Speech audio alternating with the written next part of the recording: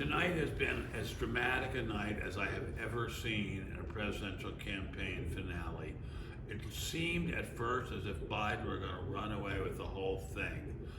Fox News, which I normally love, called Georgia for Biden after the polls have been closed for about 30 seconds. And I said to the young woman I was with, this is a disaster for the Republican Party if this is true.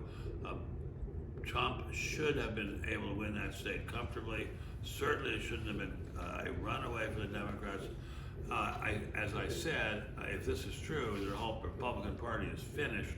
And someone on the television or radio said this is the end of the Republican Party if Republicans cannot even come close to holding Georgia.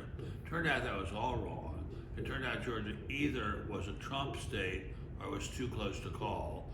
So the media has gotten that one wrong, and the media has gotten several other states wrong too, calling them for one party, then calling them for the other one, then going back to the other one. But the most interesting thing is, at 5 p.m., it really looked as if the Republican Party had been smashed to little pieces.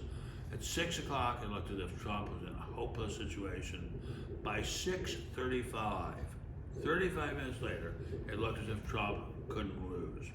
And I would say by 8 o'clock, it looked as if Trump couldn't lose. And to me, speaking to you now, let's see, Pacific time, 11:20, it looks as if Trump is going to win. But we can't be sure. The counting of these ballots has become such a nightmare because of mail-in ballots and because of cheating that we no longer know who's won anything. And in a way, we've thrown away our democracy with these mail-in ballots. On the other hand, my son voted in South Carolina, and he had to wait in line for 2 hours in the rain, so that's not good either.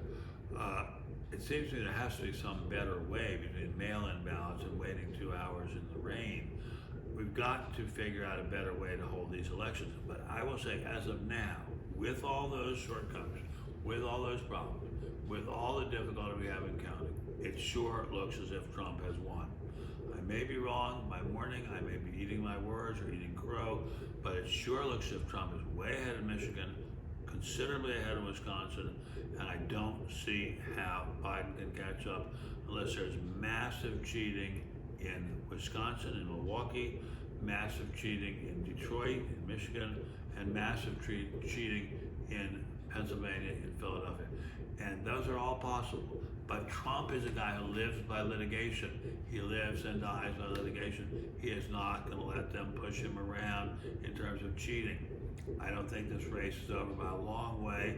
And if Trump wins the states where I think he's going to win, Michigan, Pennsylvania, and Wisconsin, I think even with litigation, the Democrats can't catch him.